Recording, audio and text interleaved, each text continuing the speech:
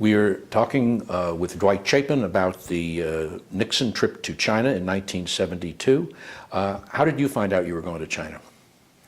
I found out I was going to China from Bob Haldeman, and the reason that I was picked to go to China was because Henry Kissinger did not want John Ehrlichman to go. John Ehrlichman very much wanted to be the person to head up the trip to do the logistical side, the advanced side of the trip to China. Because he had cut his teeth as an advanced man. Yes, John Ehrlichman had been, and he was very good, but Henry didn't quite want somebody of John's stature. And I had been growing into different positions, and I was an acceptable alternative to Kissinger, for Kissinger to accept. And so I got the nod, and I was the acting chief of protocol for that trip, and my counterpart was Ambassador Han Su, and it was one of the great mountaintop experiences. How much lead, when was that? When did that happen, and when did you actually leave? And during that amount of time, how did you prepare? Yes, once it was announced that Henry Kissinger had been to China, and the announcement was made at the Burbank studios, we started. That was July '71. Right, the planning started within a month or so, and I was picked to go with Dr. Kissinger and 6 or 7 others in October. So I made a trip with Dr. Kissinger in October, had the privilege of having 3 or 4 state dinner type things with Chou En-lai. I mean, it was really a heady experience. We came back from the October trip and immediately kicked into gear with all of our planning to get ready for the January trip, which was General Haig's trip. So I went back with General Haig and an expanded party in January, and then I went back with the presidential party in February. One of the interesting things, Frank, is when we came back in January, or actually when we came back in October, we started working with the people at Boeing on a 747, and we're figuring out how to put all the media and their studios and everything into the 747. I don't know if you've ever heard this, but we had it all figured out. We met with the networks. We figured out, because there were no facilities in China. So when we went over there on the Al Haig trip, we made this presentation as to how we could fly this plane in, and it would have everything.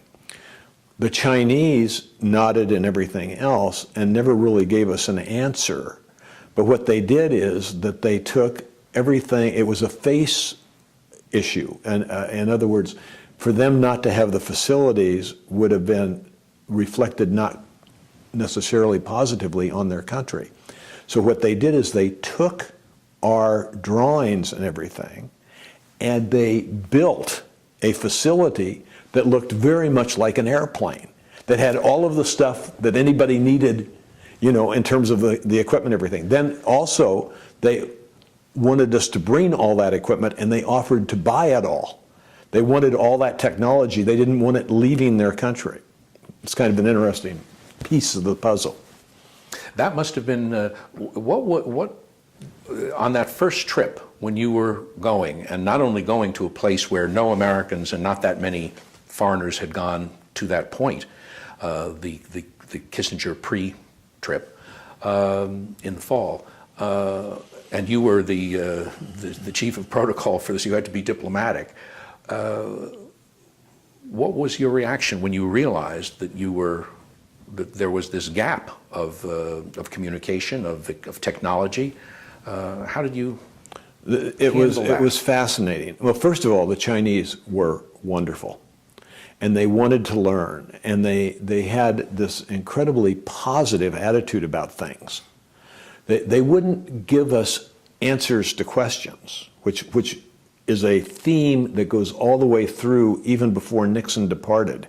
We didn't know a lot of what was going to happen. And because they were feeling their way. This thing got so big, and there were so many moving parts to it, and they couldn't give answers. They would not give an answer unless it was an honest answer. which is a very important point. In other words, they're not going to tell you something and change, which is entirely different than what we experienced with the Russians, okay? So what we're doing is we're sitting across the table and we're discussing how all this can work. And it was very, it was really very much a diplomatic exercise. We would mention things, they would mention things. I mean, everybody's sounding everybody out here. Meanwhile, down the hall or wherever in the Great Hall of People, Kissinger is working on, what the Shanghai communique is going to look like. And then when Haig goes, he's getting awakened in the middle of the night with, to go see Chou En-lai and work on the communique. That all that substance stuff is taking place on one level, and we are over here working on all of the logistical aspects of this. And we're talking about upwards of 400 people that we're bringing when you count the press. I mean, this is a huge operation. So in any case, to be more specific on your question, it was a give and take type proposition, and it was one, I would say, of trust. We really got to trust our counterparts. We never trusted them in Russia, but I would say that in China we really trusted each other. Speaking of Boeings, you were on Air Force One in February of '72 on that trip. What was that flight like? The thing about the flight to China was, one of the things was that it was just kind of surreal. The plane is taking off to go to China, and we've got a television set there watching us take off. I mean, you have to remember that everything about that trip was televised. I mean, it was a production from start to finish. And that was one of my major assignments, working with some of our people like Dick Moore and Tex McCrary and the savvy media people. I mean, we plotted a lot of what we wanted to see happen, when it was going to take place, how it would feed into the networks and so forth. The flight over, we stopped in Hawaii, and then we stopped again in Guam, and we made sure that the president had some rest time along the way there, so that when he arrived on the 26th of second. Well, we took off on the 22nd. Oh, arrived, yes. So when we arrived in China, he was well rested. We stopped on the way in. We stopped in Shanghai and picked up some engineers and so forth for on the plane, and then we flew on into Peking. What? How many hours do we have? But what are some of your memories of the trip itself? On that trip, what was your responsibility?